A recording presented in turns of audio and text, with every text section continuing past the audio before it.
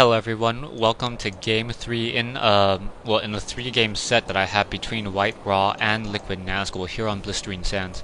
Liquid Nazgul spawning as the red Protoss player, meanwhile White Raw spawning as the orange Protoss player on the top right hand side. Now, as more and more people are getting introduced to StarCraft 2, a lot of people have been asking me, what's the real difference between StarCraft 1 and StarCraft 2? Does it play any different?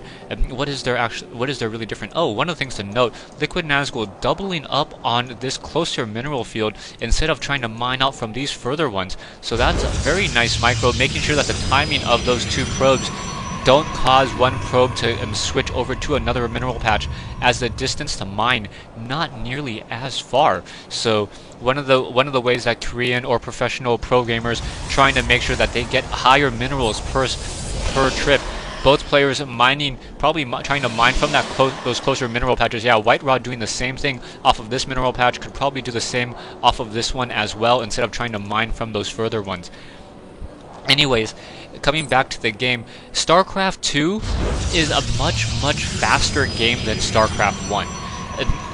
I believe the Protoss mirror match is perhaps one of the best ways to really showcase how much faster the game is. With Chrono Boost, with proxy gateway rushes, units are constantly getting killed, and the early portion of the game, like the mid game in a Protoss mirror match, almost seems like 5 minutes into the game or 3 minutes into the game, you're almost already into the middle portion of the game, and then trying to transition into late game if it even goes that far. Back over here, we have these probes now coming into the base, trying to do some scouting, making sure that there are some buildings within the base. Liquid Nazgul is seeing that there's a gateway down over here, so knowing that there's a gateway, can pretty much assume that there is not going to be any sort of a proxy rush. Liquid Nazgul going for a cybernetics core, so not going for a dual gateway. So we should be seeing some stalkers coming in. It looks as though, yeah, White Raw doing the same exact thing, going for a cybernetics core, so hopefully this game will go a little bit longer. However, Liquid Nazgul does not see this cybernetics core to the north side of the base. So now that he's putting down a second gateway, Liquid Nazgul may be thinking that he needs to get a second gateway of his own. Back over here, another pylon being warped in, as that cybernetics core has already been completed by Liquid Nazgul. White Raw cybernetics core not quite yet up and running, so that's going to be a little bit of a delay. Now transferring some probes over here to the assemblator in order to get a higher tech unit, and now going for a 2-gate build.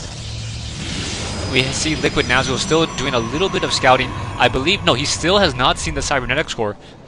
Finally going to come around, see that pylon, finally sees that cybernetics core as it is researching the warp gate. One of the things I wish the animation on some of the tech buildings were a little bit more obvious. You can't tell that cybernetics core is really researching that warp gate ability, even though that the thing on the top is kind of spinning. It doesn't really look as much. And I guess you can more tell if there's some sort of chrono boost on the building that lets you know that it is trying to increase the, and that it is definitely researching something. Otherwise, they're just wasting that 25 energy on that nexus. Back over here, we have 2 gateways being put up, and now going into a robo bay. So the robotics facility now being brought into play. We'll see whether or not he goes for immortals. Liquid Nazgul, however, countering with a 4-gate. So it's going to be a 4-gate versus 2-gate and robo bay. Now that the robotics facility, immortals cost 55 time to build an immortal instead of 40. We'll see whether or not the 4-gate strategy is in fact stronger. I'm assuming that Liquid Nazgul may be trying to go for some sort of all-in build, move out with some sentries and a probe, drop in some sort of proxy pylon here, and then continue to move on out. One of the things I wanted to say is I no longer have to preload my replays, it seems. I haven't gotten any lag, so this is, I guess, one of your ways that know that I haven't even seen any portion of this game. This is me trying to make predictions. Now, another thing to note, people say that, hey, good job on selecting high quality replays to shoutcast. They're always very interesting. I don't watch these replays before I shoutcast them, so I do not know what's going to be happening. If I kind of knew what was happening, all of my predictions would be moot, like I said. So Yeah, I do not know if it's going to be a good replay or a bad replay. I just kind of commit myself to doing one of these replays, and after I do it, if it's a bad replay, if I already wasted 30 minutes of my time trying to shoutcast a game that was fairly boring, I might as well finish it and encode it and upload it, as encoding and uploading is the easiest portion. Now Zealots and Sentries moving in from Liquid Nazgul, very interesting unit combination, as that Immortal is not going to be doing anything. However, a Colossus being built instead, so that Robotics Bay in the back going to be able to perhaps fight down some of these units. We now have some sentries being warped in over here as well. Whether or not enough sentries will be warped in time in order to try to block this gate or block this back door is a completely different question. Whiterod needs an additional sentry in order to hold off this position perhaps and really be able to take down some of these units.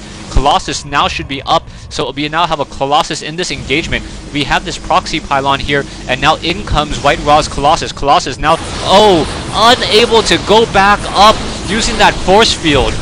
Brilliantly done by Liquid Nazgul, preventing the Colossus from being able to walk back up onto that cliff. And that without that Colossus, the DP, the amount of damage that Whiterod is going to be able to do is just so minimal, and Liquid Nazgul winning the game with just Zealots and Sentries.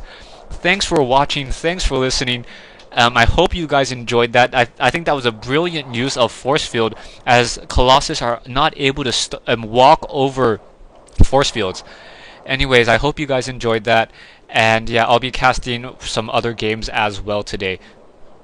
Thanks for listening.